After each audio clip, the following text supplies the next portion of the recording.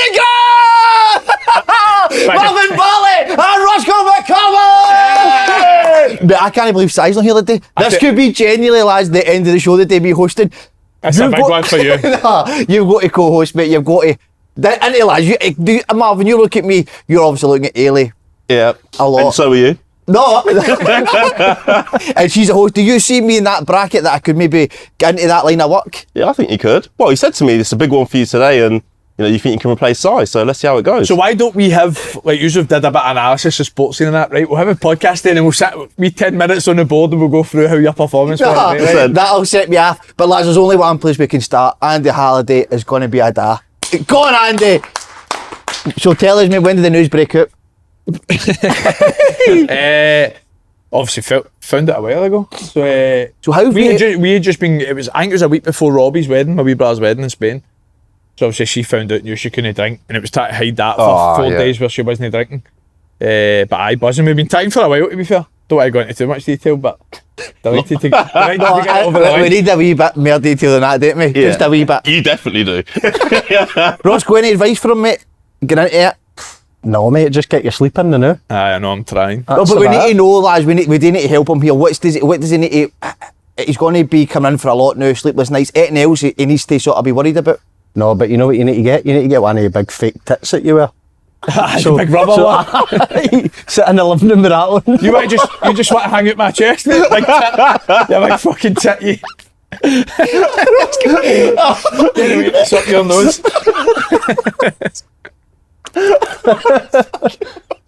Oh, lads, how easy is good. Yeah, very well, mate. Really well. 5 days off his nurse. Yeah? Aye. That's good. How long have you been on it for? 12 year. Wow. 12 year, aye. I cut myself down to 4 or 5 a day. On January, that was my year's resolution. And then on the 7th, I think it was, no, I had one. 12 years? But he doesn't help. What's the first thing he said when he says, I've been off it for 5 days? He went, I've got some here, you want one? Aye, do you want one? Yeah, I was like, Mate, you do, that's one of the signs on it. You get so angry, don't you, when you come off it? No, do you know what it is? You need to replace it with something. So I've been absolutely rattling the chewing gum, mate. And my breath's still battling. I don't know. Mate, I'm about 30 chewing gum a day. Honestly. What made you come off it? Oh, I've been wanting to go for a while, and then once I found out Chilla was pregnant, I was like, right, that's a good omen to just try and go off it. Don't want to wait for it. Mate, you were battering it on Saturday night. I know, mate. Talk us through that. So that I don't know about you, Marv, but it was Si's birthday. You got an invite. Don't start your I shit. wonder about the invite. Decent. Let's go. Talk to us about this guy not turning up. A no-show, mate. Well, where do you stand with that, mate? Tell them what my invite was. Koya's Cafe. Koya's at 7 o'clock. That was my invite. Mate, I had 3 different places. You had Koya's, there was somewhere else. And they said, we're just going to scrap that, we'll go straight to Wonderbar.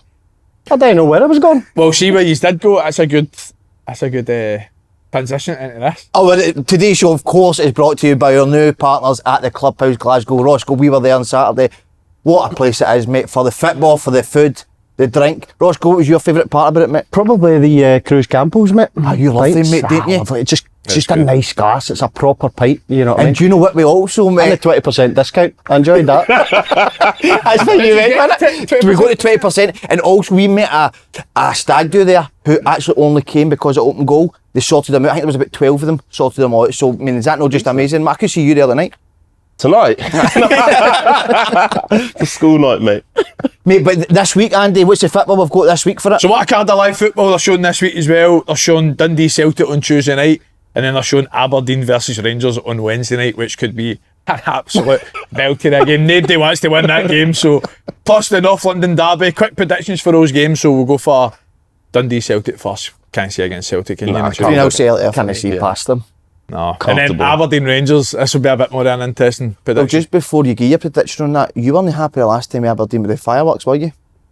No, it was like, that was the last Rangers game actually, wasn't it? It was like, I don't know, I felt as if they were maybe getting a wee bit above their station at that point. Fireworks shows fucking before the game and all that. Just deal with the game. No, I enjoyed it. Did you? Yeah, I enjoyed it. That's what I want. Do you know what I want on the show today? I want a lot of disagreements and arguments. I don't think we have that enough. You think so? No, so that's good you've disagreed with him early doors. Keep that going. Well, we need something for you because you're a fence sitter, so you might need to... No. I think Aberdeen, Rangers... I fancy Rangers, mate, to be honest. On what basis? Just because Aberdeen only did well? Aberdeen are struggling, but then you go and Rangers is away from. That's what I mean. Awful. I can get Reeks a draw. Yeah, I'll go 2-1 Rangers. I think Rangers will beat them. And then North London derby. Can't really see past Arsenal, to be honest. I think I'll edge it to Arsenal. Aye. Yeah, 3-2 Did you watch the Spurs Tamworth game? Yeah. Mate, Oh my God. tell you what, fair play to them. Tamworth They were were decent, good, weren't aye. They were. But it's different, like, some of those players at Spurs wouldn't have played on Astro for No. years, mate. Like, it's different up here, because you've had teams in the Premier League, or still Kilmarnock in the Premier League with Astro, so it's slightly different. Some of those players that have been alien to them. And Tamworth are a decent side as well. People keep saying, oh, they're like non-league, but if they're up here, they'd be a championship What team. is it, fifth tier? Fifth tier, yeah. But I And was part-time. surprised at how easy it was for them for about 70 minutes. Like Yeah. Tottenham, they had like a couple of chances to Maddison, so it's like the first half, but other than that, they were so comfortable, weren't they? Tamworth should have won at the end. Oh, and made the 2 chances at the end. I was up off the couch. What about the guy trying to go by himself, though? I know, but the drag was unbelievable. Yeah, but come on, man. You've got to square Spurs it. should be battering them though, Aye, they should. shouldn't Yeah. They should. That's embarrassing, regardless of this pitch. You know, I'm sick of hearing that. I feel sorry for Tamworth though. See, they've done away with the replays, mate. They would Yeah. have. Aye, Know what I mean? gotten in it. Give these wee clubs a replay and they go and earn a few quid. No, but that's the best thing that can happen in football is get replays out of football and 2 legs semi-finals. Get it away. 2 leg semi-finals, I agree with. But Do you know what I don't think replays? I think replays are must. Nah. But that Finish it on the night. I mean, have extra time. There you go. If Tamworth Straight get to the penalties. replay, if Tamworth get the replay, mate, it's like their budget for about 5 years. Oh, so- yeah. Make a fortune from it. So many teams Some of over these the boys, years have made. like, I don't know, obviously their careers, but I'd imagine most of them have been non-league for the majority all of their their career. days. They're Some getting of to go them to the that highest stadium. level they've played. Anyway, yeah. we're not here to talk about. We're here to talk about the Scottish game. So make sure you get yourself to Clubhouse. Book yourself a table at the link in the description box below. Now, Si's obviously not here. We need to ask Si loves the pet peeves. Marv, you any pet peeves in, Yeah. in the game of football and in life? No, I've got a couple in life at the Good, moment. good. Couple in life that are really annoying me. One, people not picking up their dog poo. So, mate, honestly, so I've got a big dog, right? So I'm obviously always pick up his poo. In the park the other day, some guy's dog does a poo and he just begins to walk off. So I'm like, mate, and he's like ignoring me. What, did you actually stop him? Yeah, I'm like, mate. So he turns around and he's like, yeah, and I was like, your dog's just on a poo. He's like, yeah, but I don't have any poo bags. I was like, you're taking your dog for a walk. You pick up your hand then. So I'm starting to get mine out of my pocket to give him one because I've got a massive roll of them. And he's like, no, it's only small. I never pick them up. I said, so if you're walking past someone's house and your dog does a dump on their grass, what do? Just leave it? And he's like, yeah. And the dog wasn't that small, by the way. Aye, that's like a poor, Cocker man. Spaniel. So that's one. Really, really annoys me. Second one is when people park and take up 2 spaces, like park in the middle of the spaces. I hate that. And if you've got an unbelievable car, it is what it is. But I've seen some absolute bangers doing it recently, and it's really frustrating me. So You pick up Si's poo, didn't you? The Si takes you for a walk. You'd be fine that one. Roscoe, what about you, mate? Any peeps? Not really. Do you know what? Actually, I see people that wear glasses on a night out and they don't need glasses. what you wearing glasses for? You don't need glasses. Anybody in particular you're talking about? I don't want to name any names. But See, to follow on for that though, no, it's a big annoyance of mine, sunglasses indoors. yeah, that's People wear ridiculous, sunglasses man. indoors, man. Yeah, it's pathetic. Oh, yeah, mate. That's you, I know. No, is it? Aye, Fuck yeah, me. it is. What about football though? I like these ones probably better. The pet peeves in football, what's going on now in the game. Size one during the week on the live, so make sure you subscribe to that. Oh, what was that again? It was good. The warm up where coaches are now Aye. coming out in the warm up. And what is it? No, it was the Arsenal now. Arsenal are practicing set pieces in the warm up before the game. Oh, You noticed that, no? No. I've seen that. So they're doing the full. Is it defending or attacking? I think it's defending routine for set pieces. But they've got like 6 coaches on the box that are like 5'8". Tatty Joshua with Gabriel. It is bad. Any for you, football ones, Roscoe? No. I've never heard that one actually. Strange that because they're a club. Their manager and their coaching staff or whatever are probably watching it, so they know Yeah. what they're going What they're gonna to do. Aye. I'll follow up with one. I don't know if you've had it in your career with any managers, but if you've got a night game training in the morning, Oh, set pieces in the morning before a night game.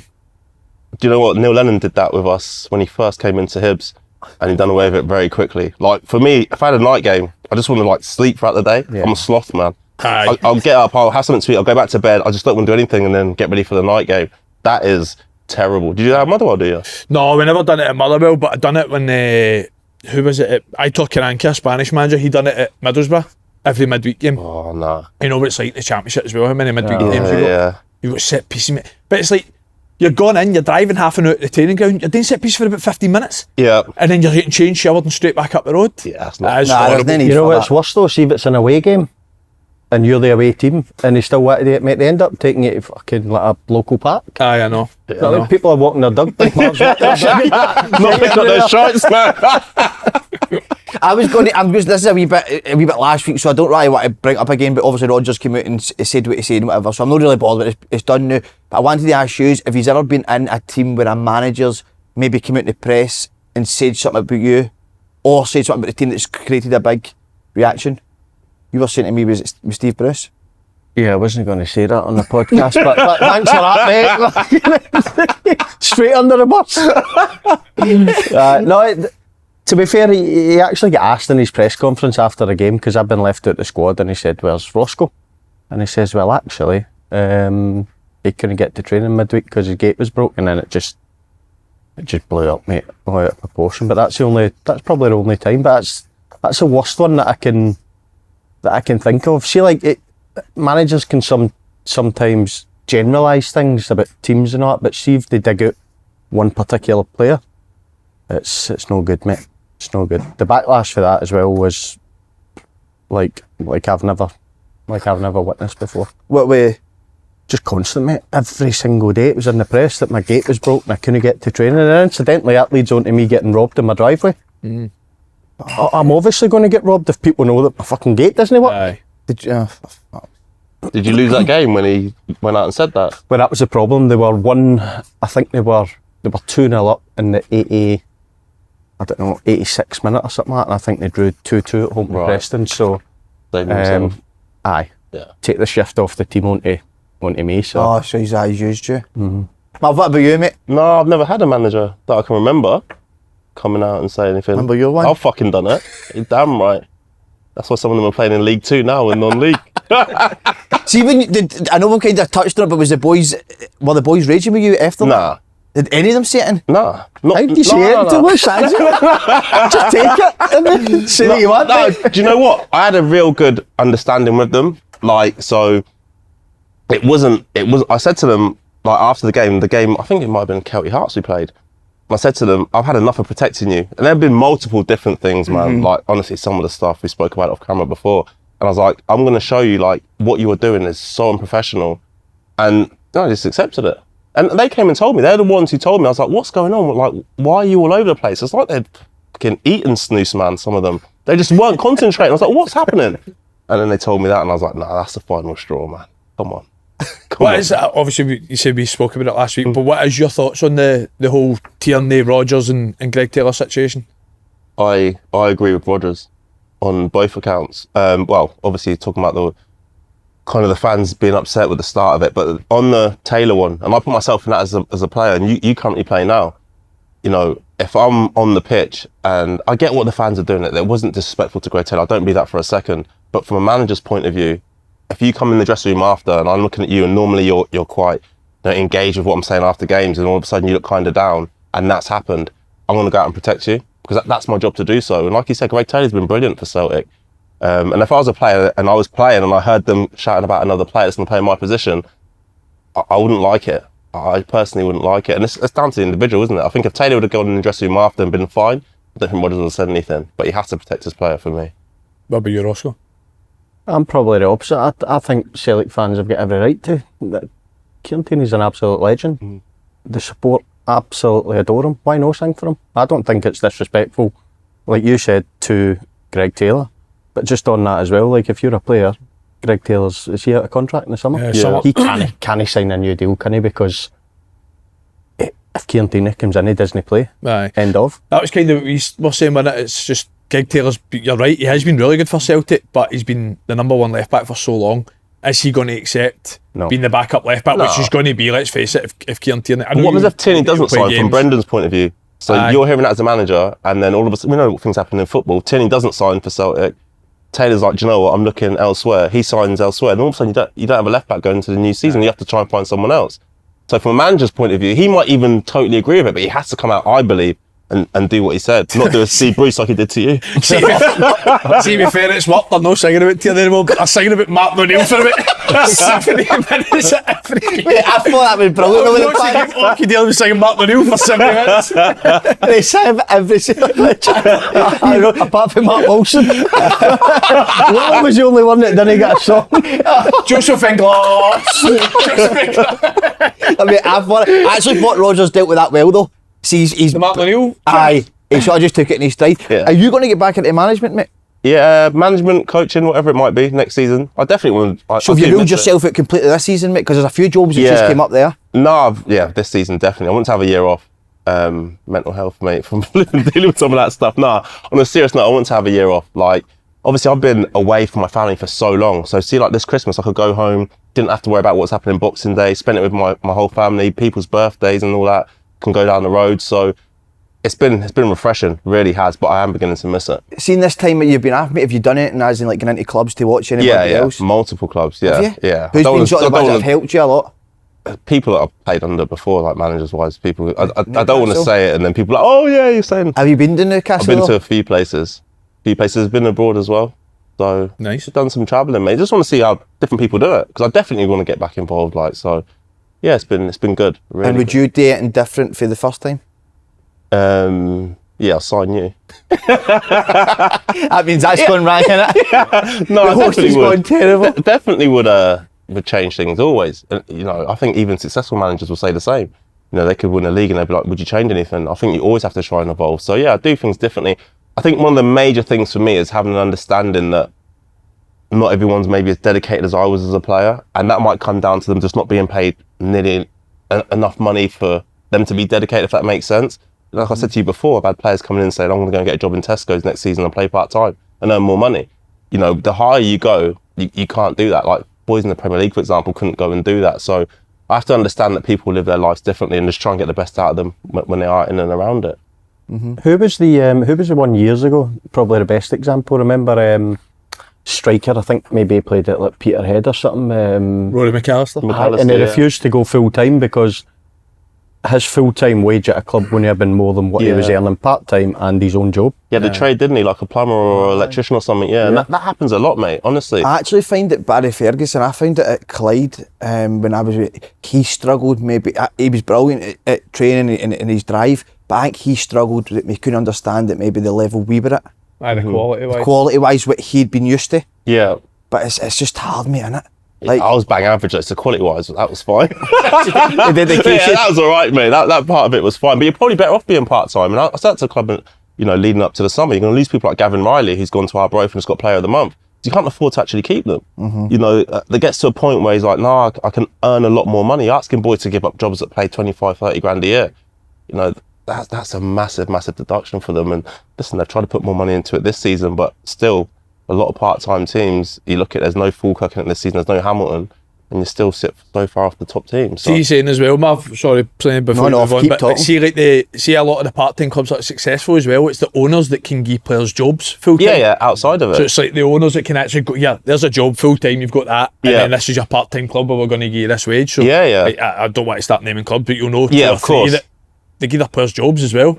It makes perfect sense. Like, perfect sense. Roscoe, you going to tie your hand in coaching? No interest, mate. Oh, No interest, mate. What is your sort of goal though now, mate, in life? Take your job In now. life? Just in general, mate. I think you would be a cracking coach. That's why I'm asking. I'm surprised you said that. Do you know what? I don't mind coaching like young kids, but see, like first team players and that, I just don't think I would have any interest in it. You put on a good passing drill or whatever and they're fucking ruining it because they're just shit and that. Like, I would hate that, honestly. I would hate that. But like, do you know what I mean? Like, probably between the ages of 5 and 12, 30, they're impressionable, aren't they? So you can actually pass on a few things to them, but not at a level that. Back to your life goal, I want to know. Life goal? Fucking hell. I don't know, mate. You've just sprung that on me, haven't you? Life goal. I know. Mate, I was sure I seen you, and I don't know if it's true. You get papped out of the Blue Lagoon on Saturday. I didn't get papped out. Mate, I see me and Charlie are walking up, and I seen you just getting huckled. I don't know if it's huckled, but I seen you stumbling out. Now, you didn't have any food in your hand, That's what I couldn't work out, how you walked out to Chippy with no grub. Just stood in the Blue Lagoon queue for half an hour. No, I was in there talking to a couple of people, mate. I wasn't actually in for food. But they threw you out? See the difference. It's went from getting huckled out to stumbling out. Anything else now? No, but I genuinely, when I went home that night, I was lying. What time was this? Because you said you went up the road at 11:15. Did I? Fuck, I was out all night to Oilers. But when I went home that night, I was thinking, that's it. How she walked out to Chippy with no grub? I couldn't get it in my head. Where did you go to Oilers then? I was home for 12. Were you? Strippers. That's what you're going to be in. No. Waiting for you. Is that what you were? 7-5. No. He was dancing. Right, lads, enough of the nonsense. Only one place to start, Andy, Rangers. And the question is, where do we start? I think the biggest talking point probably wasn't what was on the pitch, it was off the pitch, wasn't it? Well, When do you make it? So obviously, can I start, Andy? Of course you can. No, but you see what you're going to say now. So you can see, obviously, all over social media. I think, listen, it's probably just came to a head where they're sick of it and fed up the results on the pitch, the product off the pitch. And then they've obviously staged this sort of 55th minute protest. And I think even watching it, I'm expecting the place to be empty at the 55th minute. And obviously it just kind of comes, it was obviously the Union Bears sort of smaller section, then just a wee sort of flutter of fans after that. I agree with the ones that left. And that's a bit controversial, as you've seen a mixed reaction with the crowd. But this isn't on just this season. This is going way back to Steven Gerrard, where these fans have had to put up with absolute rubbish at the top of the club. Decision after decision's been rang. I disagree with the fans booing them. If you don't want find that mad. If you don't want to leave, fair enough. You want to sit there and watch it, then that's fine. But if they've got the right to leave that if they want, with what they've been seeing, top of the club and on the pitch, and it's not been acceptable. So that's what I was surprised about with the other fans booing. Aye, I don't know about yours, but I was the exact same. I think I always say when it comes to like protests, that see, as long as it's done in a controlled manner, nobody's getting hurt, there's no violence, there's no stupidity, then it's fine. So see staging to leave in the 55th minute, then you can leave. And I'm kind of in the same boat as you. What I will say is there's a lot of guys in the Rangers board that are Rangers fans who put in their own money that they've probably just written off knowing that they'll not get back. But I think there's certain... Listen, there's been mismanagement, and there's been mismanagement for a long period of time. So I think the fans are quite right to voice their opinions one way or another. And today, in the manner they did by just leaving the 55th minute, it's not hurting anyone. So I'm the same as you. I can't believe the amount of people. I was shocked. Listen, if you want to stay, you want to stay. But Yeah. they booed the decision to leave. And then But what are they wanting from it, though? Listen, we know as well as everyone, that's a vote of confidence for the board for me. Yeah. The board are thinking, no, look how many people are behind us and stuff that we're doing. They're expecting to be a lot worse, weren't they? 100%, aye. Yeah. But what are they wanting from it? The Rangers fans, what are they... So by Change. doing this, but change what, the manager? Everything, the decisions have been getting made has been absolutely shocking. So things have to change, and I think when the fans are continually putting their money in and getting zero back almost, then something needs to give. And this is why I think that I'm not all for like people sort of walking out in your team, but that's no for that. The bigger picture is they need change. But what are we? We're in January and they're about 15, 16 points behind Celtic. The only way you force change though is by hurting their pockets, and they've still gone in at the end of the day. But if fans stop going to games, that's when you do force change, because no club can afford for supporters not to go in. Clement was big, wasn't he, when he first came in? That a big thing he always spoke about was the synergy between the players and the fans. I think you can see at the weekend it's arguably the worst it's been for a long period of time. So if that was his kind of, no, he's main priority obviously, but that was a big thing that he wanted to try and rectify. Obviously, but the stage it's at the now, it's so fractured in it, so it's hard for him moving forward. He's got to go a long way to fix it, doesn't he? Like you said, there's a long way. Do you think he can? I don't. Well, for me, I think everyone, and I always hate, I say this all the time, I always hate talking about people losing their job or whatnot, and I'm not saying that I think he deserves to, but for Clement to be the Rangers manager towards the end of the season, I honestly think he needs to win every game. I really do. I think he needs to win near enough every game in the league. He needs to win the Scottish Cup, and I think he needs to go a half decent run in Europe. I think otherwise, I think everyone would be pretty surprised, wouldn't they, to see him last towards the end of the season. But again, who knows? But he can't afford to. If the rumours are true and he's on 50 grand a week and he's got 3 years left or whatever and he's gone, he can't afford to sack him. So I think the Rangers fans are stuck with Clement, whether they like it or not. Would you keep him? If I owned Rangers? Do you think he should be still the Rangers manager? No. But they can't afford to sack him, mate. From a board's point of view, though, if you do sack him now, what do you expect the new manager to come in and do? Because Celtic have won the league. So they might be thinking, do you know what is the point at this moment in time to try and sack him, to try and bring somebody else in a rush? Let's review it at the end of the season. Let's see where we're at. Because no one, listen, you can bring in Pep now. Pep's not going to catch Celtic. It's not going to happen. They don't have the players to do so. Let's see where we're at the end of the season. And then it gives them a lot longer time to then start speaking to new managers if that's the way they want to go. Or like Andy said, Rangers are capable of going out and beating the rest of the teams outside of Celtic. That wouldn't surprise any of us. They should be doing that anyway. So if that does happen, then all of a sudden you get to someone and say, do you know what?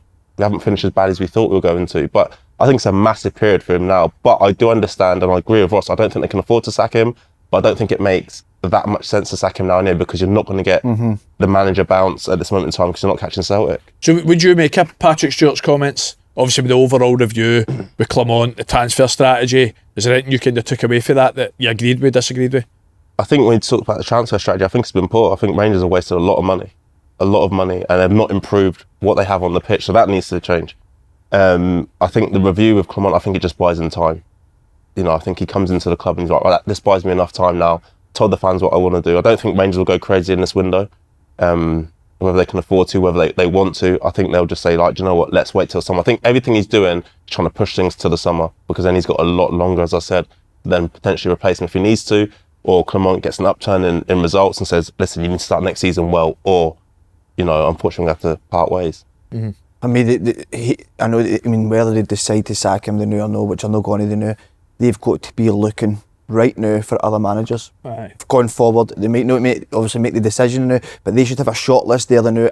What they need to do as well is get how they want to play, as in which style we're looking at, what managers to bring in. This bringing in all different types of managers hasn't been working. Just going from one style to the other. So I think he knew they've got to put that in place and then have a short list of managers that fits that, and then get the right guy in. Before that, get the right players. I don't think, watching Rangers now, I've been up here 9-10 years. I don't know what this Rangers team are. No. I could not describe them. They're a moments team, aren't they? Yeah, that's Good the thing. Moments. Yeah, you got a couple of players at the top end who can win you games of football. There's no real style to what they're doing. Yeah. It changes from game to game. We saw it, you know, when he first went with kind of playing Danilo and Igman up front, and there was like kind of people rotating and everything else. And it's gone away from that. All of a sudden, you know, I know it's against St Johnstone, but you got people just standing up front. It was almost like a school match, just waiting for the ball to come. You know, it's crazy to see that, you know, these are top players in the country, and this is the way that they're playing. I wouldn't bet on, if I was a better man, I wouldn't bet on Rangers beating absolutely anybody. But why is it so different for Rangers away from home? I know. The away form's so bad compared to the home. Why is that so different? I don't know. They speak about pressure and stuff, but I mean, you're under pressure all the time at Rangers and Celtic, aren't you? Yeah. Would you not find it's more pressure playing at IBROX though? I don't know. I can't get my head around it, to be honest. How their away form is what it is. It absolutely baffles me, especially with the players that they've got. It's got to be a mentality thing, isn't it?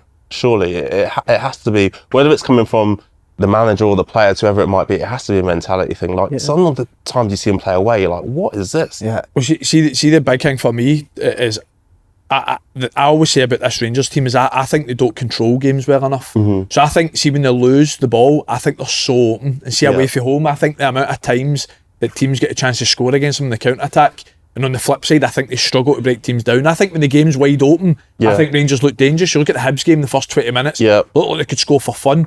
As soon as Hibs were a wee bit more compact at certain periods of time, struggled to break them down. I think they've done that with certain games. And see, because away from home they keep conceding goals, they've got mountains to climb every single time. Every away game they concede goals within. St Mirren conceded early, Dundee conceded early. I think it's happened so many times this season, and you never, again, Celtic, watching the game, one each, 15 minutes ago, everyone still fancies Celtic to win. Oh, of course. See, any time Rangers are 1-0 down or one each, Celtic wear you down though. You see what Celtic, they wear you down, and over they time control the game and they keep teams moving all the time, and they eventually tire them out and they get chances. I just don't think Rangers do that. I think it's always so end to end away from home. And as well, you see, Clement's excuses, mate. The amount of times, but Roscoe, the amount of times he's coming out and making excuses, and nobody wants to hear that. You're not calling anybody, or fans can see right through that. That's where, listen, there's maybe wee bits where you can have a bit of sympathy for them, maybe with the way that, as we've slaughtered the club, so with the decisions they've made and stuff, so maybe that does have an effect, but still for his, I don't see any improvement under him. And as I said, after games and the excuses he's making, I think there has to be a change at a certain point. At the start, there was improvement, though. I think there was. Aye, well, they should have won the league. End of story. Should have won the league. There was improvement, but they never really recovered. Was it Dundee? Was it Dundee and Ross County? Those 2 games that they had, and they dropped the points, and then never seemed to recover. And I agree. The excuse is like, listen, sports scientists always have something to say. It's been like that for so many years. But come out and say he's the one picking the team. So don't be like, oh, the sports scientist is telling me this. If Rangers were top of the league, absolutely flying, you'd be like, I'm making changes to freshen it up. But because they're not, it's like, oh, the sports scientist said this, and it's putting it on other people. You're the manager. It all falls with you, because I've said this before, if anyone's going to get sacked, it's him, not the sports scientist. So you pick the team, and guess what? If I pick Andy and Andy gets injured, that's on me. But I'm not putting Andy and Ross on the bench, and all of a sudden we're struggling in the game. And I was like, right, lads, he's going to play 45 minutes. That means they could have played 60 minutes and then came off. Then let me get ahead and then bring them off. So I don't buy some of the excuses. It's been strange, some of the post matches. Talking about excuses, did you hear Arteta's? Mate, I was just about to say that. The ball's different. Mate, I was just about to say that. Put me a flyaway in the FA Cup. Mob Mate, he's mental. He's the worst ever. What is happening there? But see when you do that, I don't think. I wonder why managers do it, because they're obviously clever guys, but you think people can see right through it. And that one, did they know 1-2 rounds before?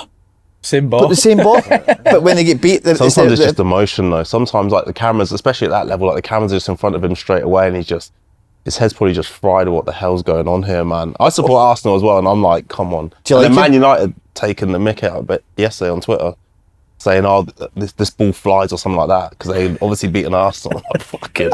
See, going forward with Rangers, Andy, obviously the fans, some of them walked out yesterday. Are they going to continue to do this, or was that just a one-off just to show like a protest yesterday? I think, well, based on kind of what you've seen for social media, it did look as if it was just a kind of one-off. Right. There's not really been any talk on social media for obviously the group that walked out, what they took for it, what did they expect. I don't think they probably expect it to be so fractured in the reaction you got, but again, like I said, I'm very similar to you. I think if you wanted to stay in the game, you stay. You don't boo the people that walk out. No. Because see, to be fair, the people that walked out, they put a lot of money into the club as well. That group in particular, they're the one that follow them everywhere, home and away from home, tifos, blah blah blah, all spent for their own money. So again, I just think top to bottom, I think on the pitch, off the pitch, I just think the place is a wee bit fractured at the moment. Again, it's like what are you expecting for now to the end of the season to make it better? For me, they've got to win the Scottish Cup, don't they? To have any type of success. I think just winning games, though, and see this, even if they don't win a Scottish Cup, all fans want to see is their team give absolutely everything, and playing for Rangers Celtic, win games of football. You shouldn't be losing to these other teams. You shouldn't be drawing. It's happened far too often that they've dropped points against teams that they shouldn't. And Clement speaks about budgets when it goes to Europe. What about budgets domestically? Yeah, it's absolute madness. They shouldn't be dropping points to some of these without being disrespectful. It shouldn't happen.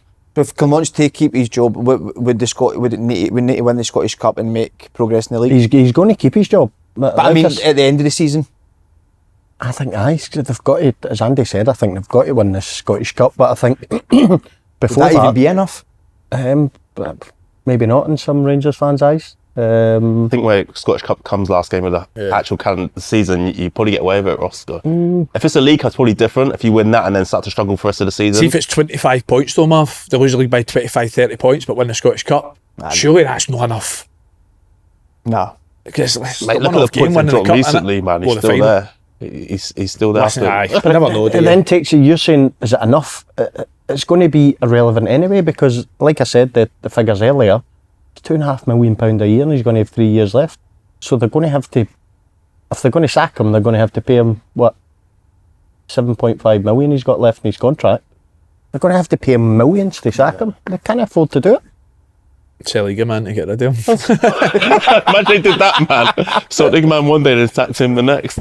Nah, you can't, Roscoe, I know, but there must be a way around that where they have to, you can't There'll keep be a compromise on the figures, but still, if he's, you're probably looking at 50%, aren't you? So if he's got £7.5 million worth of a contract there, you'd be looking at still 3.5 million or 3 million quid that they can't afford to be losing. So some people say put him on garden leave, but they have to pay him the whole contract. Yeah. And they have to bring in a new manager as well, so it costs you even more Alan money. McCoy's just got off garden leave. Who? Alan McCoy's just got off garden leave. You might put somebody else on it. How was he then cutting the grass at Murray Park? But maybe even go back to that at the start, when he got that new contract, Clement, no, at the start of the season. That was baffling. mental. Gave it. I mean, he hadn't done nothing to sort of be rewarded to get a new contract out of an era when the club was supposedly struggling with money. Well, again, you're talking about fans' frustration with Mate, that's one of them. Giving him a new contract this last season.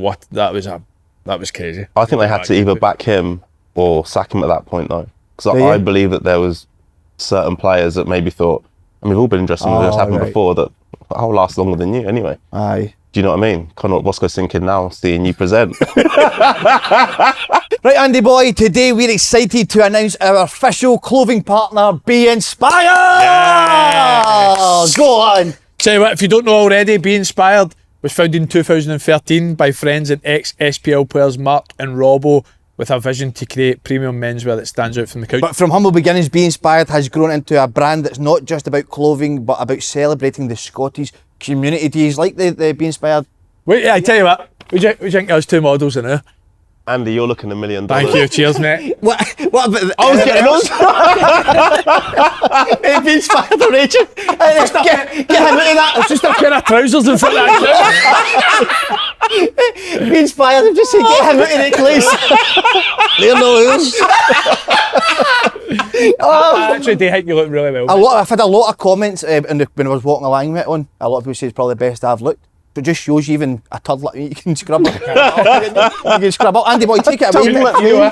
Crack material, Andy. Their collections blend premium fabrics with bold, contemporary styles, designed to keep you looking class and feeling great no matter the occasion. Whether you're looking for the outfits for a match day or midweek drinks, Be Inspired to have you covered. You can shop all of their latest collections online at beinspiredclothing.com or visit them in stores at Glasgow St Enoch, Glasgow Fort, Dundee Overgate and Leeds to see the products up close. There you go, Roscoe. You've got a luxurious apartment down there. You can get the Be Inspired Clays back there, mate. Just round the corner, mate, in the what's that centre called? But it's literally the nicest centre, mate. They've got a top store there. Aye. Well, I'll tell you what, see if you want to go down, just for the Open Goal listeners, we're giving you 10% off your first online purchase. Simply use code GOAL at checkout. Brilliant. It's our way of saying thanks for tuning in. Head over to beinspiredclothing.com and check out their kit. Link is available in our video description. Be Inspired. Great to do business with you.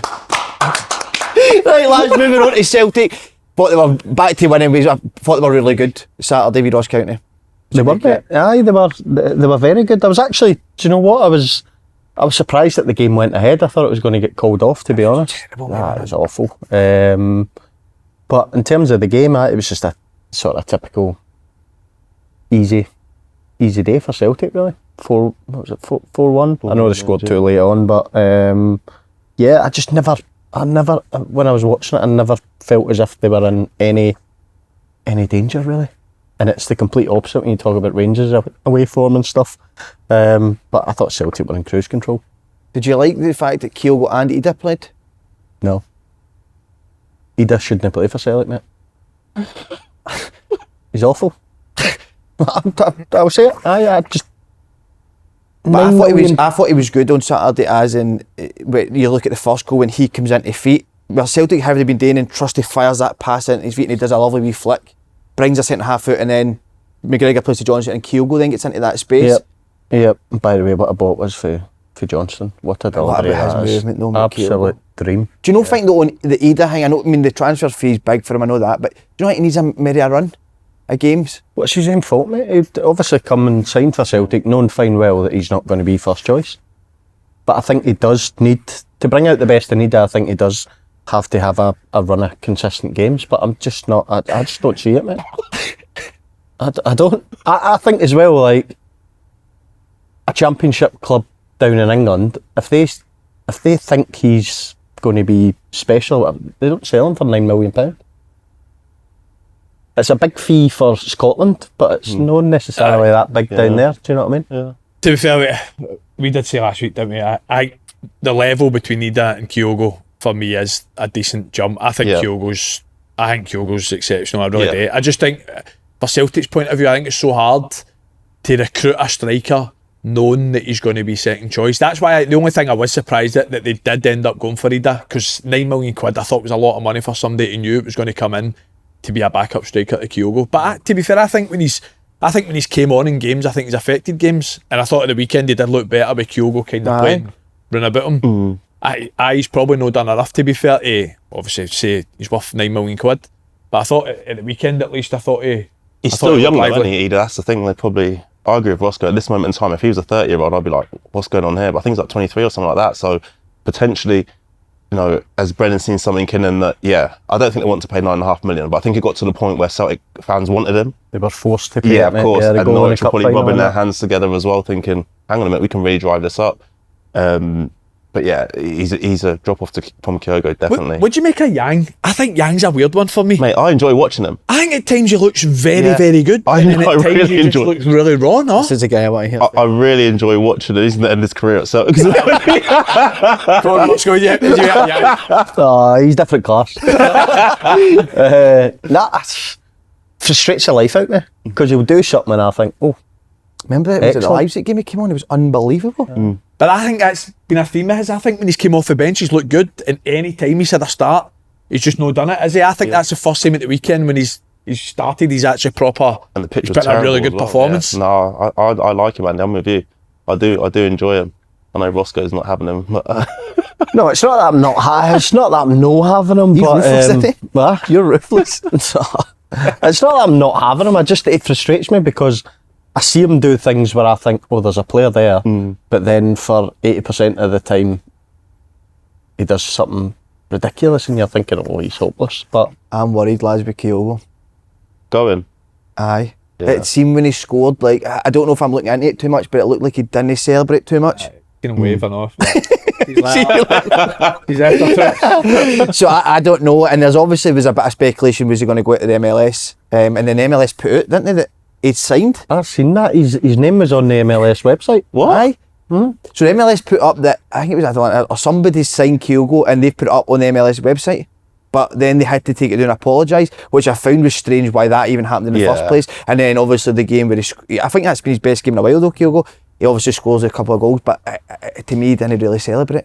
Is that any signs to look into? Am I being paranoid there? Because I'm quite paranoid in general, but I don't know whether that is. Would have never known that. For that to be put out. Sorry, go on, Andy. No, on you go, mate. No, for that to be put out, that is a worry for a Celtic fan. He's too good for the MLS. That's what I mean. Has there been any reports about a fee? Any fees sort of mentioned or whatnot? Is he out of contract in the summer? No. No, I think he's got 18 months left, isn't he? Is it? Because see if there was a reported fee. What's he, 30 now? Yeah, He's I think 30 it's year old or something. So I think Celtic have ran their kind of business model quite well, that when players have got to a certain age or a certain profile or a certain fee, they've sold them at good times. But I don't know what the kind of fee... You can't let him go, mate. No, I cannot wouldn't let Kyogo go. No chance. No way. I don't care what he says. Well, listen, You're not going anywhere. You're not going. £20 million for a 30-year-old, you want to sell him? Got to, haven't you? I think you're selling him all day. And I know, 20 million, I agree in terms of his actual ability and what he's worth to the team. No, I think he'll be a 20 big miss. But I think he's still getting £15 to £20 million for a 30-year-old striker. Well, that's where we've been critical of Rangers earlier, isn't it? When the players have been at their sort of top, they've not let them go at the right price. So you probably would need to take 20 million, but for me, sitting on the same team without him at all. No, and if nobody really there that, like, you'd be sort of happy that it's going to replace him. But they've just paid £9 million for a striker. But they're totally different. That says it all then about Idah, so... No, but they are totally... It's true. But they are totally two different complete players, aren't they? In terms of what? As in, Idah's that sort of big sort of target man where he likes to hold uppers where Kyogo's on the shoulder, likes to run in behind and stuff like that. So, listen, I actually like the two of them up. I like to see the two of them playing more up.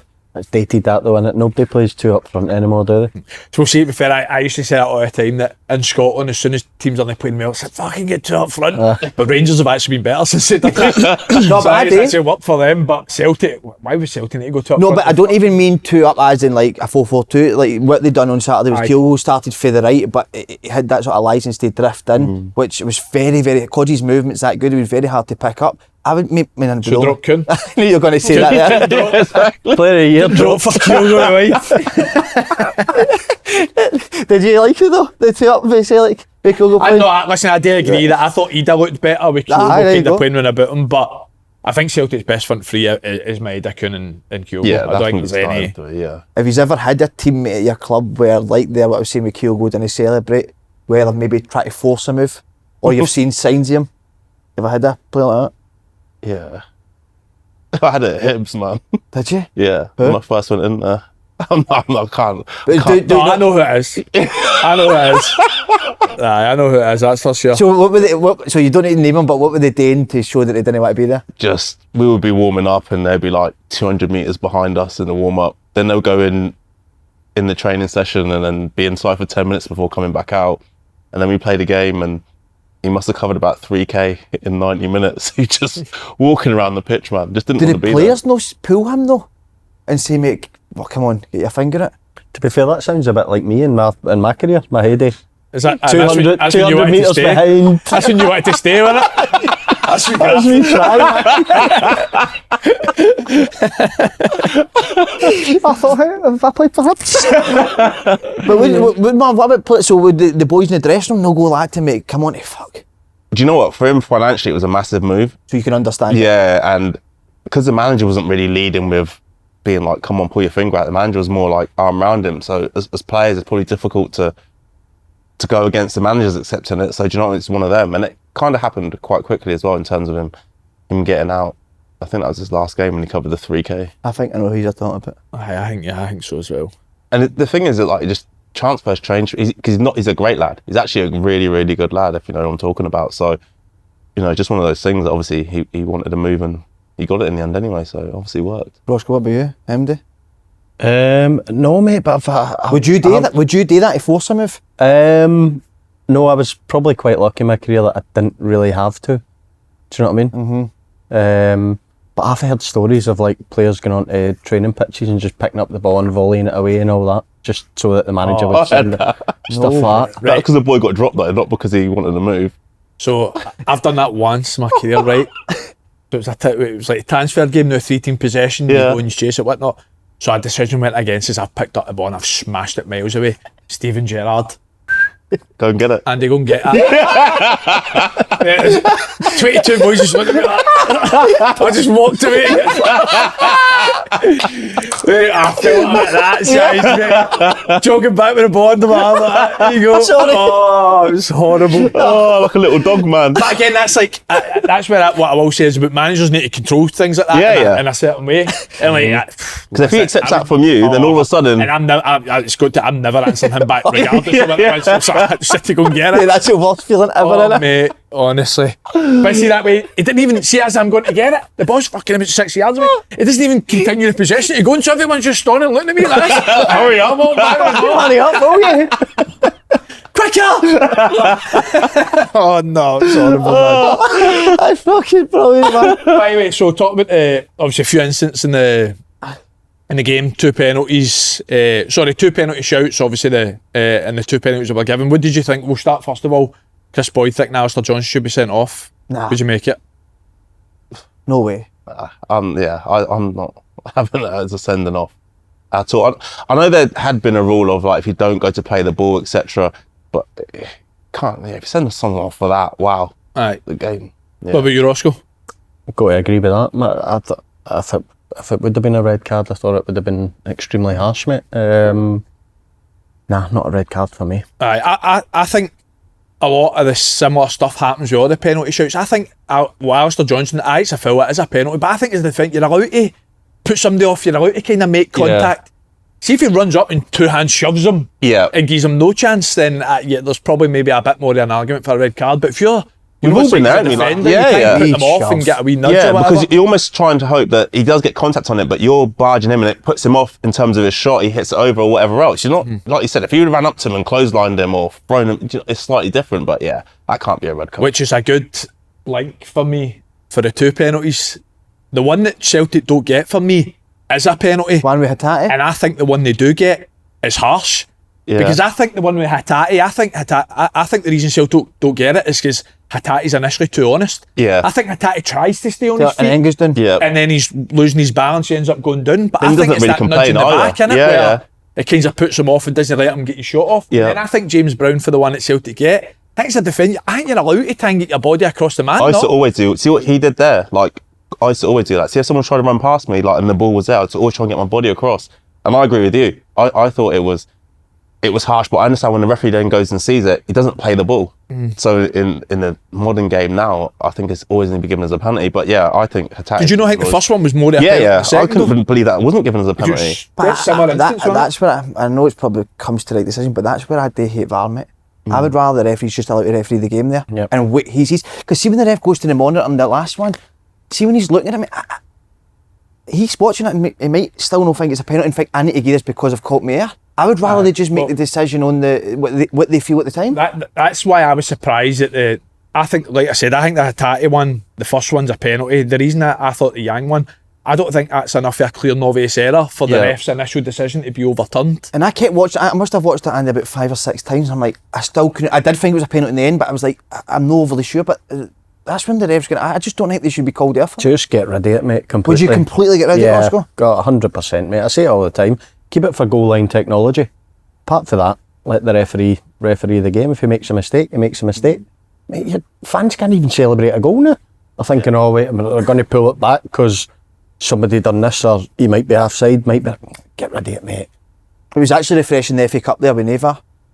Watched the Arsenal Man U game yesterday. It had none of it, and you're actually just enjoying. I mean, there might be a bit of controversy. Or even the one with Maguire gives a penalty. Is it a penalty or no? But then it leads to the keeper saving it. Yeah. And it gets the whole game. I think you're spot on. I've said that with a lot of Scottish Championship games I've watched this year. I feel like the tempo of the game's brilliant. I think a big part of that is down to not having VAR.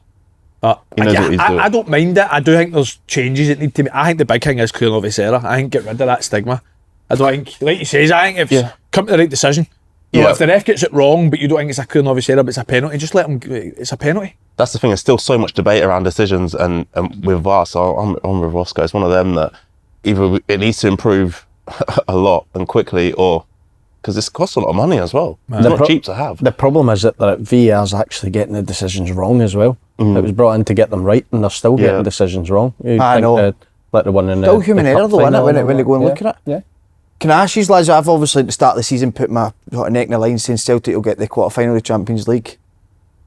Where does Celtic need to strengthen in January, or do you feel they need to strengthen? It's a tough one. To bring in play, to get to the quarter-final of the Champions League? Or just in general, or just... Well, domestically, I don't need to strengthen that.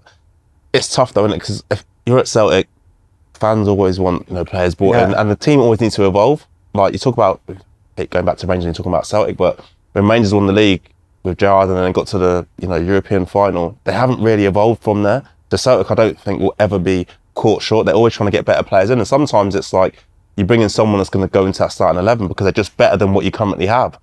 So do they have to improve or bring in players for domestically? I don't think so.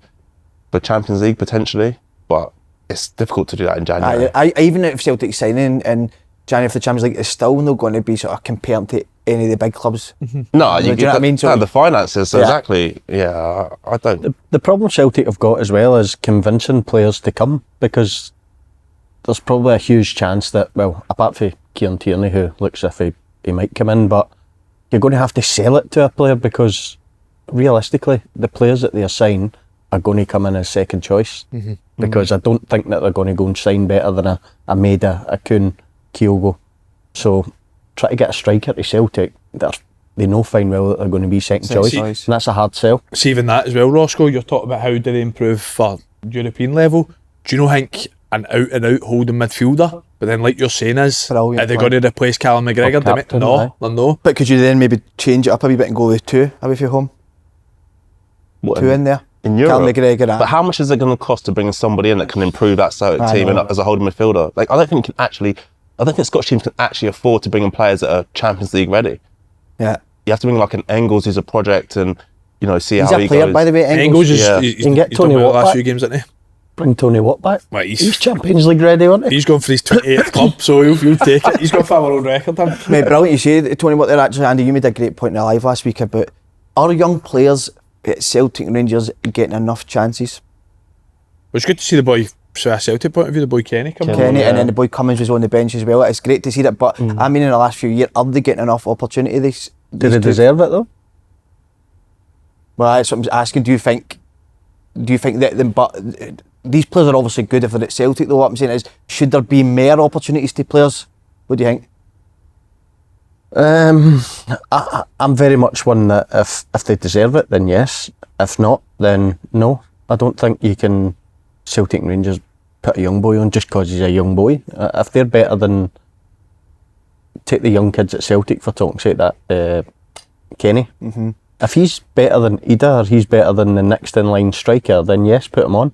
If he's not, but do you know they're going to be better until you actually give them that opportunity? You have to earn the opportunity. I'm with Roscoe on that. You have to earn the opportunity. Imagine, like, say Celtic or Rangers bringing in young players, playing them, and start losing games of football. All of a sudden, the managers, these players, you have to be good enough. But then Kieran Tierney was almost looked at as he wasn't good enough because there was left backs ahead of him and the reserves and stuff like that. And then he get his opportunity. It kind of fell on him, as in the reserves were playing, and then he trained with the first team, and he just sort of. There. Yeah. That's taking the opportunity, that's taking it. You know, we only see these players when they come on the pitch. Brendan will see, if we're talking about Celtic, we'll see these players every single day. Like, none of us were given anything in terms of football. You have to prove that you are good enough. It's not going to be like, oh, he's a young boy, let's give him an opportunity. The one from he's at Rangers, though. Aye, so when we were talking about it in the live, we were kind of reacting to when you see like the stats with the minutes of Scottish under-21 players in the league, how low it is like crazy for me. Yeah. What we were talking about is the fact that it's 9 subs now. It's not like it was 15 years ago and it was 5 subs, or 20 years ago it was 5 subs, or even 4 years ago and it was 7 subs, but at 9 subs now. And you can make 5 and as well. There's no Scottish young boys anywhere. So I think, for me, there's got to be some kind of rule in place. If you get 9 subs, at least one space on that the subs bench needs to be an academy product. Somebody that's 21, under 21 Scotland. And when we talked about, we're saying Celtic's a hard one because they've got so many top quality players, but Rangers, for me, that's a Barry Rice for replacing Kieran Dowell on the bench.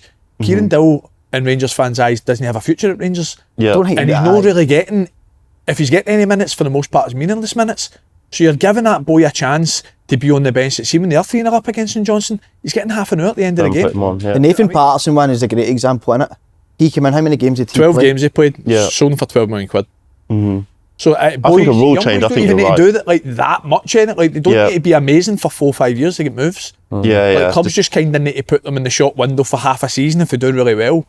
When the bigger clubs come looking for them. Get the opportunity. Yeah, no, you've seen any sort rule of change. no, I can only sort of take it back to when I was trying to come into the Rangers first team and listen, I just wasn't good enough. Simple as that.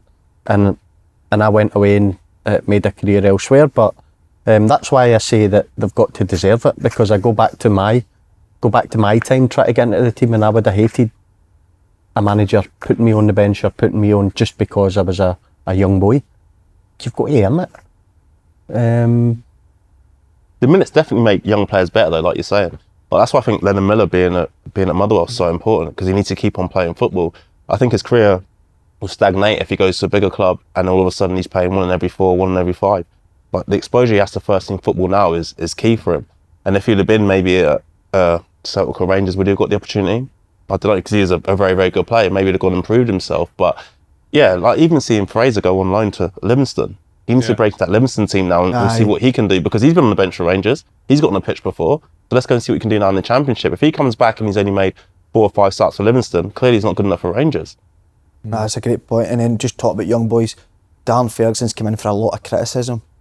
Obviously, Ashley Young's boy, didn't he? But actually, do you know what? I'm on Darren Ferguson's side completely. So am I. Yeah. Do you know, I actually looked at it, right? Because with all the criticism, I thought, this boy obviously must be playing every week. Would it be? Mate, he's not. He's played 28 minutes all season. Last time he was on the bench was October, wasn't it? Aye. He's been barely in the squad. Get him on. Get him on. Great He's been controversial there, Ross. I love it. Just get him on. Put one for 1-0 down. I mean, they're 1-0 down, mate. That's what frustrated me with social media, though, because people were like, when they went 2-0 down, they should have brought him on. I was like, they got no subs. I know. Like, mate, they got no subs. Obviously, They should have 12. Fuck it. Put 12 on. Can we just put him on anyway? Richard Keys had a right got him as well. Did he? Darren Ferguson, I caught him he's only became a manager because who his dad was, which is just disgusting. This is social media. Like, if Darren Ferguson does put him on at 1-0, everyone's saying you're only putting him on because it's. And you could have won. You could have got back in the game. I mean, so you can't win. But I'm with you. I think he's done the right thing. He's trying to get the best. Exactly. Imagine they equalise and they go through. The amount of money that's worth to a club. We're talking about it, with non-league teams. It's worth so much money. They're 1-0 down. One of the Everton boys just had a pop at him as well. You said that Darren Ferguson did you see the post-match when he said that? Yeah. I mean, I cannot believe that. He thought it was bang out of order. What, an Everton player? An Everton player had a go at him on the pitch since bang out of order that you didn't put him on. Oh, really? Actually, I'm greeting in the changing room after, wasn't he? Didn't even put my boy on. Gotta go see him. Wait, a lot of nonsense, Roscoe. You seem to be. I like this side of you. It's more serious today for you, and you've been very controversial, aren't you? Is that something you're trying to do in the media? Okay, now. Wait, I love you, honestly. Not controversial. I'm just looking at it as a different point of view, mate. I imagine that though, playing a chance to play against your son. It would be unbelievable. It would be. It would have been brilliant. I agree. It would have been brilliant. I just think he done the right thing. Yeah. But just me thinking, just put him on. That Disney story, innit? He's a holding midfielder as well. It's not like he's even an attacking player. And you're thinking, Put him up front. Just get him on. But how would you feel if you were on the bench as a sub and you're 1-0 down and you've played, like you said, he's played 28 minutes all season, and then I'll be like, right, I'm putting Andy on because his dad's playing on the pitch. You'd be like, hang on a minute, the players you've got a chance of going through it. Yeah, and the thing is, them players will get appearance money and stuff like that. Yeah, exactly. Anyway, Andy, we're trying to hold off here. Game at the weekend, mate. Aye, rough one.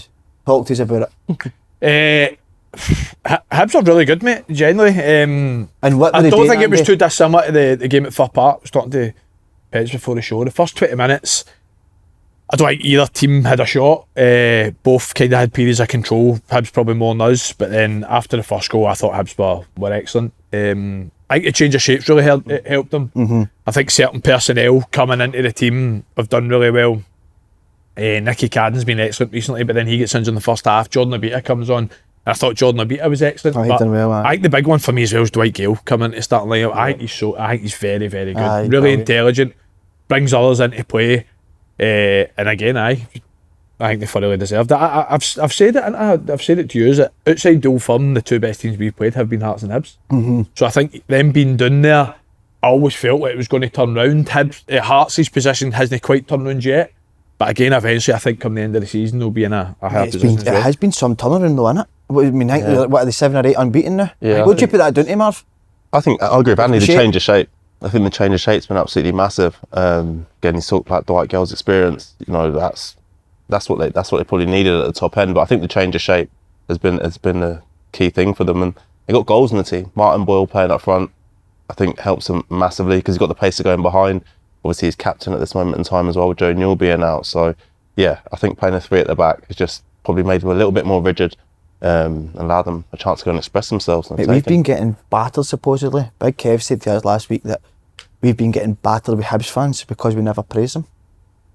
I mean, I find that very harsh. Listen, I'll be honest with you, I'm not here to please anybody. To be quite frank, I think that's maybe the problem in this country where a lot of pundits are, Roscoe. Do you know what I mean? Where they maybe know what to upset. I'm no. But I feel that podcast we done a couple of weeks ago, mate, with Willow, I'm sure, remember I said about Hibs how good they were and how exciting they've been. Do you know what I mean? Yeah. I don't know where this has came from, to be honest. But I don't want to go to war with Hibs fans because... Shitbag.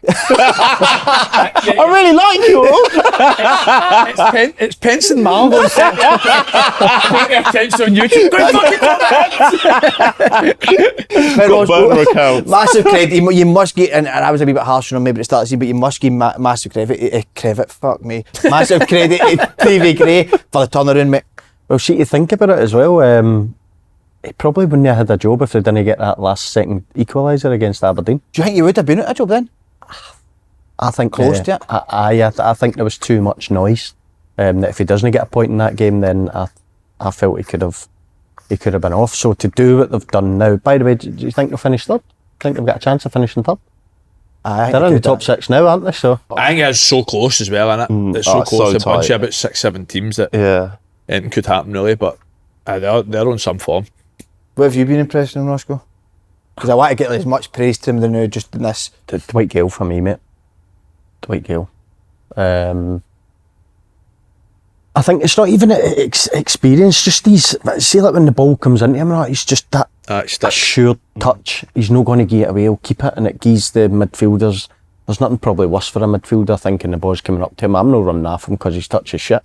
but you know fine well if it's going up to him and it's a decent ball into him, get running off him. Boy, Troyannis is a good player, isn't he, Andy? He's really good. Yeah. I think Campbell's been really good recently as well. Yeah. I think he was one that he probably took a fair amount of stick at the start of the season, didn't he? We go to the same gym. He took a hammer, and people in the gym were coming up to him and saying, "Yeah, Are they? Honestly, man, like on a few occasions. And when he told me, I was like, no way. And like, I actually felt for him. And it's so good to see he's had this kind of reaction to it, and it shows how strong he is mentally. And I said to him like weeks and weeks ago, mate, football changes so quickly. We all know that. And like you said, Andy, he's been like brilliant at that number 10 position. Not a traditional 10, is he? He's got plenty of energy and but stuff. I think he complements a Youan and a Tynecastle really well, because he's got legs. They two kind of like to sit there and try and control the game and get on the ball loads. But I think he's one that kind of stretches teams, gives you kind of different problems. See as well. Obviously now we're doing a Hibs segment for 40 minutes. But see when we would watch them at the start of the season, see the distances within their team, I always felt they were so open that teams could play through them relatively easy. Yeah. I think now, obviously, if you've seen a couple of cups out at the weekend, that they're actually really, really compact, and they don't kind of. I felt they just kind of pressed for any shape and end up dead open. But I think they try and get after teams for a kind of shape now. Once you get breached, it's kind of get back into the ball as soon as possible, really. So.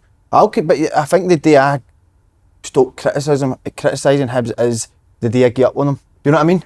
Oh, that's the old coaches, man.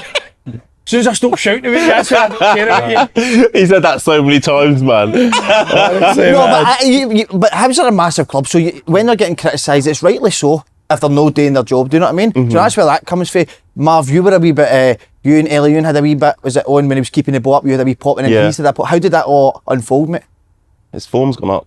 He's got better, hasn't he? He's got better. No, listen, it's one of those things. I think it was made like people then started saying or thinking it was personal. It wasn't personal. It could have been anyone. It could have been Andy. You know, I see Andy all the time, but if he was doing that, I'd be like, that's not right. You wouldn't give it me after weekend. I gave him a goal. Fuck's sake. Well done, Andy.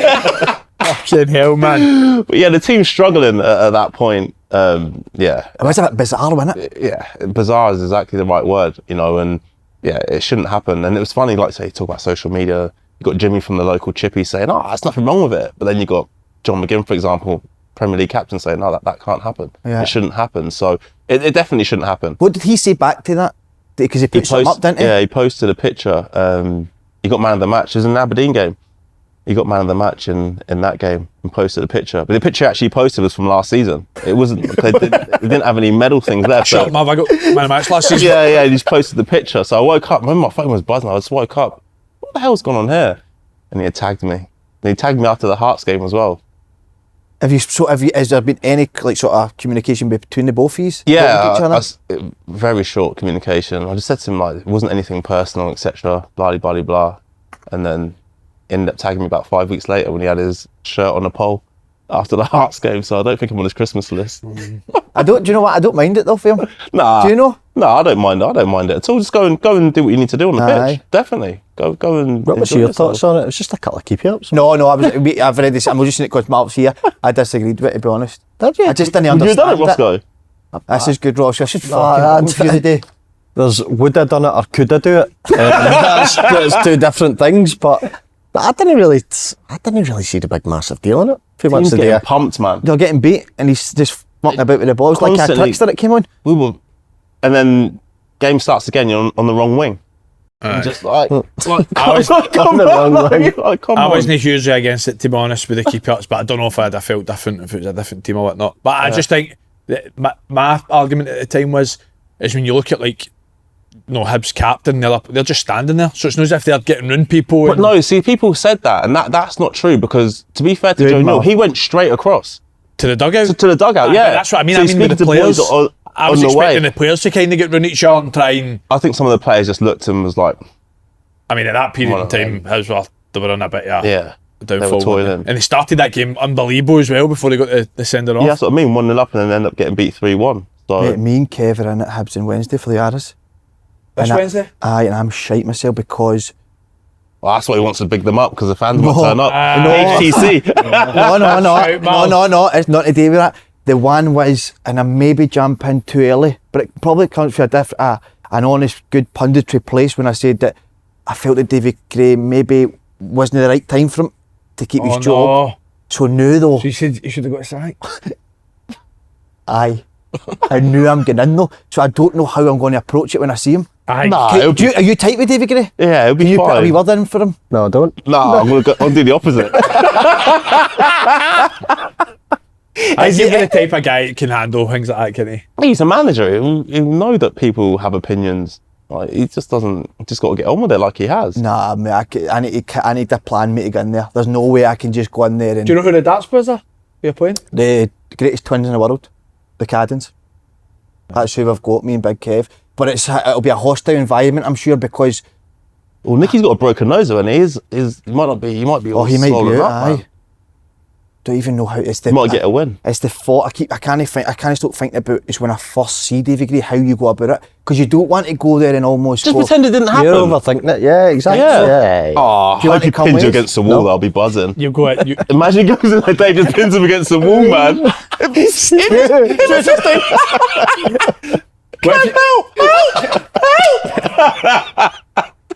You'll go in, Youan will be throwing darts at Marvin Bartley poster. Big Marv poster on the wall. What are you to do? You fancy coming in? Nah, I'll be on Dave's side, man. I'll get in a headlock. Give me on. Mate, do you know that last Wings challenge? I thought it got to a stage where I thought, oh no, I don't know if he's been serious or no, because I never messaged Élie, but Si said I did. Nah, you did. No. No, I saw it. No, but I always said, like, I think you're brilliant at what you do. So he was just saying he didn't message and now he did. No, but I'm not, it was no as an intention of obviously flirting there. Yeah, you did. You were hoping to get something back. And then it's one of them, man. He's sitting in his bed eating his Monster Munch ring. I'm going to fire into her now and see what happens, man. Pants on Yeah, exactly. Crisp all over his chest, man. Let's see what happens Let's here. go back his up, Ross. Go please, Let's go back his up. She is magic, Élie. She really is at what she does. Your bedroom floor's just full of crisp packets, isn't it?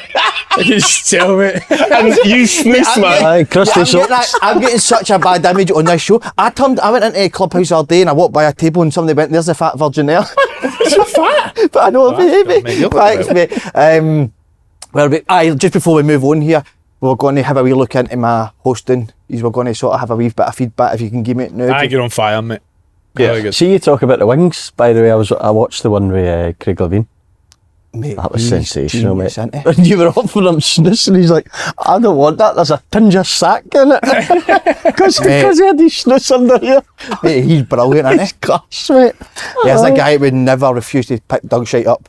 Craig Levine, didn't you know? Oh, obsessed with it. Absolutely. He didn't know the rules or nothing, he was just eating the wings, like, they'd come out and he was just eating them. He was eating them. Shouting out the answer and that, didn't even write it down. No one's arguing with him, though. You know, the first 10 minutes of the show, Andy, I was honestly like, this isn't happening for me today. You're on fire, mate. I feel I've come into myself a wee bit now, but the first 10 I'm minutes... liking your jumper as well. I've been inspired, it's absolutely beautiful. Just- Our new sponsors, Just innit, mate? blends We're all into going the sofa. Aye. Where's that wee bad boy for? Oh, Sainsbury's, mate. I was wondering when you were going to... Give you a shout out. Aye. You had a wee belter on Saturday, didn't you? Wee roll neck. Roll neck without the roll. I swear, it was like, see, it was a high one, it'd come up to here, but it wasn't a roll neck, it was weird. Oh, man. He's got it, a roll neck with no roll. Right, and I wanted to say, because Si was, obviously, we said the other day, was a proper tactics. We were talking Roscoe in it, out on Saturday night. Just Inverted fullbacks and all that. What do you think, just before, what do you think of that when you're out on a night out, just football talk? I don't mind it, mate. I love it. I don't mind that at all. I love it, man. You know, What were you looking at? Fucking, it was a fucking brilliant.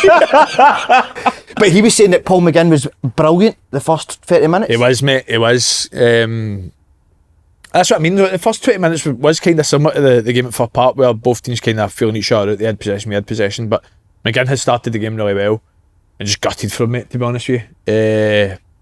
You obviously had that. I don't even know what that's been, maybe 2 months out or something. You can see how hard he works to get back in. He came to every away game, every home game. He's obviously the captain, so everyone respects him as well. And he's just kind of been biding his time to get back in. Like you said, start the game well and then to pull up. Same thigh. Different area, which is good in a way because it's not obviously recurring with the same area, but just gutted for him. He's such a big player for you, though, isn't he, Andy? With that, what he gives you off the pitch and on the pitch. I think you could see for the reaction as well. Obviously, I'm 10 years in front of him. I hear him just shout no. So like, he's obviously gutted that the injuries just happened, considering he's just came back. And listen, you know what it's like when you get to that age. You start to doubt yourself. Do you know what I mean? When you get like a couple of injuries. I had it last year when I'd never really had any muscle injuries. I had 2 last year, and you start to think, fuck, is it just body breaking down? That's what's going to happen. But what we've seen from him in training when he came back, and he's still got loads of time left, so hopefully he gets back fit. What about you going forward, Andy? What do you think? See, to be honest, mate, see when it got to like the kind of start of December, you seen the fixtures that we had coming up. We had, I think it was St Mirren away, Dundee United were third in the league, Celtic, Rangers, Hearts away, Aberdeen at home, Hibs away. That was your run of fixtures. I think everyone we were all just saying to ourselves, we're still top 6 at the end of that run. We've done well. And the thing is, we've probably no picked up as many points as we would have liked in that run, but at this moment in time, we're still top 6. So I think we've done well. I think this period's been really hard on us with the amount of games and the injuries we had in certain areas of the pitch. But teams running about us have picked up form. Ross County have done really well. Hibs have done really well. So I think, like you said, it's so tight, that sort of middle part. No, you have picked up some results, mate. Right, moving on to Aberdeen Hearts. What a penalty save that was. Could that change Aberdeen's season, as in the run they've been on? I think no, I don't think it has a massive implication on that. What was that, 10 or 11 games without a win now? I think now, I think. Yeah, it's massive, man. What a turnaround that is. Crazy. Absolutely crazy considering where they were. Why do you think that is, Marv? I wish I knew. Honestly, it's been one of those things that, again, you never saw coming. Never. I know there have been a couple of games where Aberdeen had won at the end where they hadn't been great, went on that really good run, but go 11 games without a win. The 12-team league is just like unthinkable considering they're in second place. So, yeah, it's going to be one of them that mentally now they have to try and hit a switch. And it wasn't a great game, was it? Nah, it wasn't. I think both managers said that, didn't they? Aye. Aberdeen started the game so well as well. First 15-20 minutes, Keskin in particular was really good. He's good, that boy. He's but lively. Both teams looked defensively sound, which for the both of them, that's been areas where they've not been great recently. But that'd been such a big win for Hearts. Oh, they've been massive. They scored that penalty in the last minute. Aye, because they have turned it around a wee bit. Hearts, I actually thought that we critically though. See when they first came in, the results weren't happening, but I think we said you could see that they were set up right, and I think they had a good idea, and we did say that you could see the results starting to come. But I think they went away from that. But you know I think they were, like you say, performing well and not getting the points, and then all of a sudden it seemed that they had a run of games where you thought, right, they'll pick up points here now, and I think their performances kind of went away from it, and the structure that we'd seen at the start, I don't think you then began to see. So it's been a weird one, real weird one for them, because I agree with you, definitely at the start, I saw them play at Easter Road against Hibs. I was like, you can see what you're going to try and do here, but yeah, but I agree with Andy, it would have been a massive win, especially to come in that fashion as well, scoring a penalty right at the end. Mate, I'll tell you one thing, the boy Penrice is a joy to watch. He's on fire, man. You said that, I mean, that was a way back, Ross, when you first came on. I did, yeah. And he's top player, him. Yeah, I think he'll go far. Do you think Hearts do you think he could go away in this window? No. Nah, not this window, but the summer definitely. I'd be surprised if he doesn't move down south in the summer. I think it reminds me of Andy Robertson, the way he plays. With just that all so energy, direct, just mate, up and down the line all the time, runs off the ball as well, which is no kind of something that you associate with fullbacks a lot. But the amount of times that Blair Spittle will pick up the ball in that kind of pocket position, he just makes that run and that pass inside the fullback. He's been excellent. He used to be a winger as well. So he was when I was at Livingston, he came back again because he was at Partick and wasn't playing. Aye. And he came into Livingston and then went into left back. But yeah, he's got so much energy, man. But 25, 26 now, it's probably a tough age for him. Did you know that he was going? Well, it's hard to know, but did you see that when he was at Livingston that he was going? Oh, he's brilliant, man. Was he? Yeah, really, really good. And you can see there was parts of his game that he had to improve because he hadn't been fullback for that long. But yeah, he had him on one side, Nicky Devlin on the other. So two boys full of energy, man. Must be a nightmare for him though, knowing fine well that he's a very good player, but he'll be looking at the Scotland national team. There's no chance of him getting a game, is there? With them I know, that's one of the positions in it. It's got to be used. You need to start trying to play right back or something. Let's go on the other side. Mate, so this is unreal here. Not unreal, it'll be a sitting in front. There's supposed to be a leak in at Hearts. The Cammy Devlin transfer. Honestly, this is every club's got a leak, man. That's all you hear where you're like, things just get out. Yeah. I mean, I don't think there's one person that sits at Hearts that just leaks everything. No. Every single club I've been at, there's speculation, that person's a leak. The team getting it all the time. It just happens. Where somebody tells their dad then tells somebody doing it at the pub and it just gets ruined that way. But again, I think it's surprising that it's coming for contract details, but Neil Critchley says it's wrong. He says the figure that's the release clause is wrong, so how can there be a leak? Yeah. Aye. Mate, I remember at Celtic, it was before a Champions League game. I don't know if I can say this, I'll say it, but we'll see. At a Champions League game, and Lenny got every single person in because the team get leaked. So we were driving to the game on the bus. Fuck knows why I was there, but I was there. we were driving to the game on the bus, and we got to the dressing. Were you driving the bus?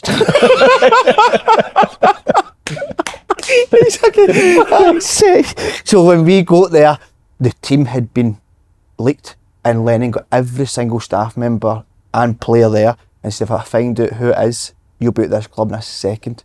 Never found out who it was though.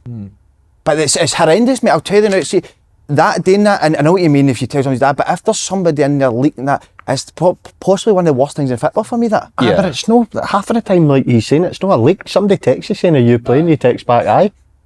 What I mean? Every single Rangers manager I played under said about a leak. Every single one.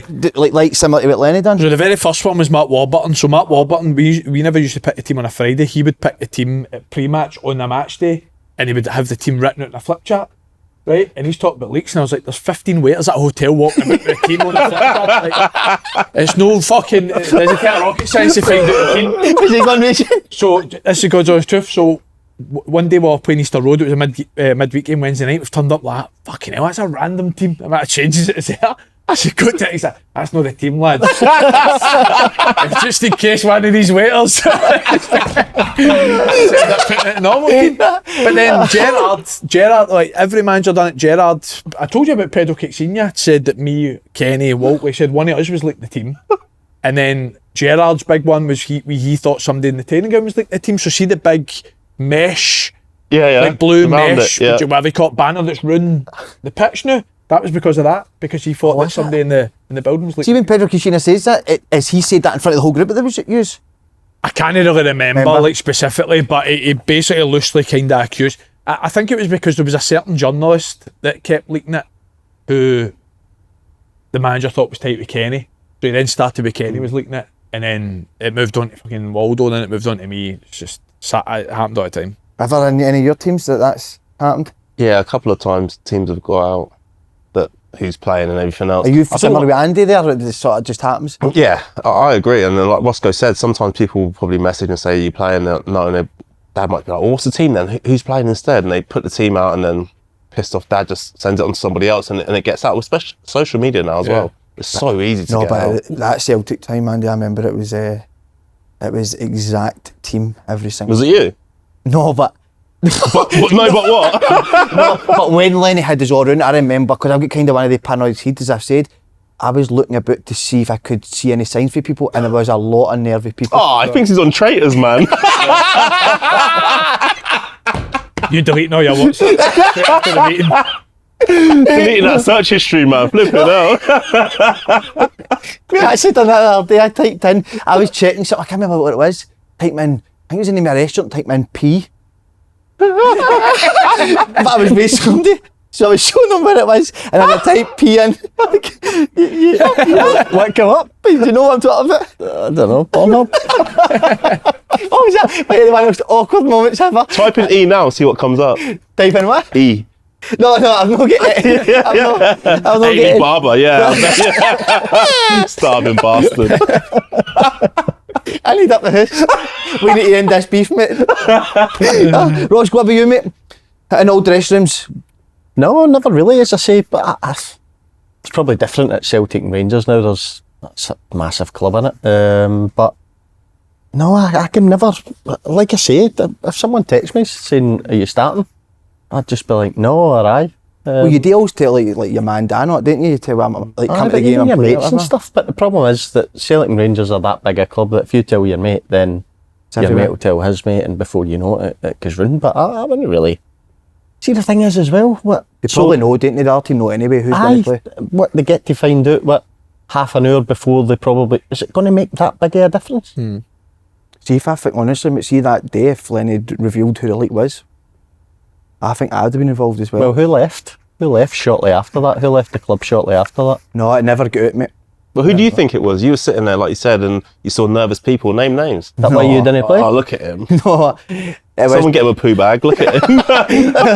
I had a right good look, but I genuinely could never get to the answer that I was looking for. What else are you looking for? You're trying to pin it on someone who played in your position. Can't find it from me. Andy boy, Liam Boyce left Hearts. Man, I think he's been brilliant the last few weeks for Hearts as well. I'm surprised. I think A few weeks ago, I think everybody would expect him to leave in January just because he wasn't involved. But he's obviously came back into the team at the expense of Shankland being injured. So, but he's done really well. But again, he's probably got to that age where he's looking for a bit of security. He's gone back home. But what a player he's been for Hearts. I think he's so underrated as well. Totally. Honestly, I used to love playing with him. Just think the positions he'd take up as a striker was ideal for a midfielder. If you were under pressure, he was always out of link. If you had time and space, he would always look to run in behind. So I was a great player. But I tell you what, even better guy. Is he? What a guy, mate. What a guy. In what way? Funny? Sound, just a nice guy? Sound funny. Great teammate, great with young boys.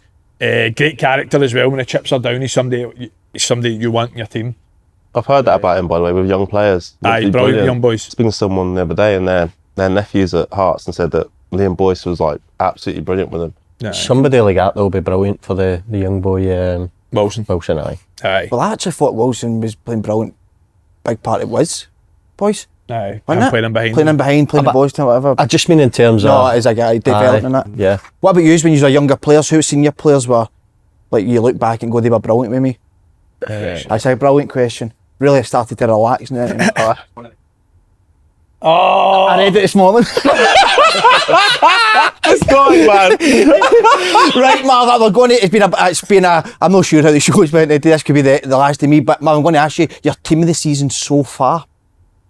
wow, that's a huge pressure. No, it's good. We done it on the spot, didn't we? Aye. We've actually done this 2 weeks ago. Do you want to do it now? Difficult. What, in the what's Prem it or about? just in Scottish football? No, Scottish Prem.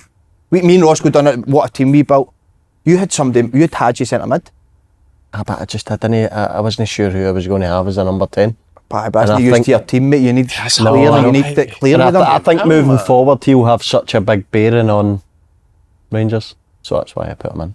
Aye. Me and you had already had a back four by now by the time you're thinking.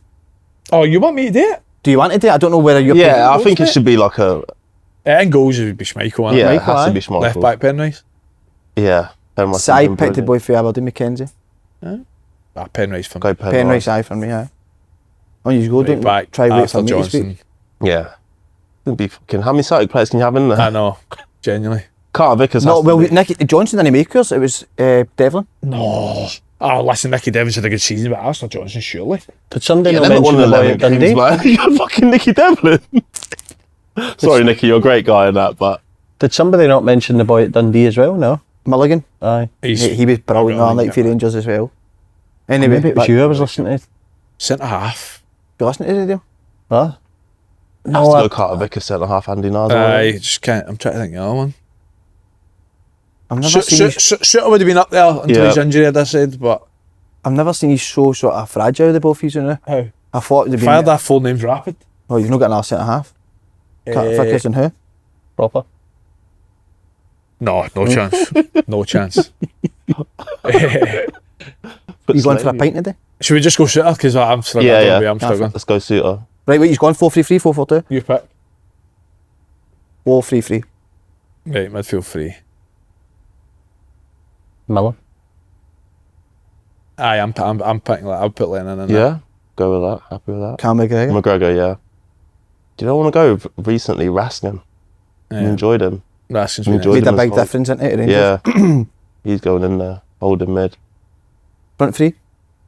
So you can't say anything about my pick then for putting Hadji in because they're probably roughly the same time coming But in. you put Hadji centre mid, I think that was more the issue we had. No, number 10, wasn't it? Oh, you'd put him forward? Aye, number 10. Aye. one of them's gone on the wrong side, but Tierney and Kuhn need to be in there for me. Yeah.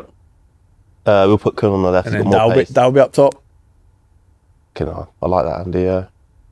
Tight with Kyogo though. I'm a Kyogo fanboy, man. He kind of pissed me off with that. But yeah, that'll be Kyogo that. is the best striker. Yeah, isn't he? but Like, doing what he's based done at on his- Dundee United, with them being third in the league, is fine them to third, yeah.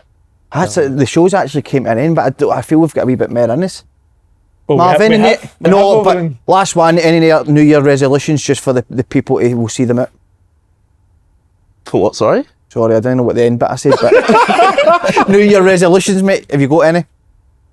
Nah, not really. Like, nah. Just enjoy life, mate. I'm at that age where Don't ruin just a good enjoy performance, life. mate. You've been really Enjoy good. life. Don't let it ruin at the end. Marvin Bartley, fair play.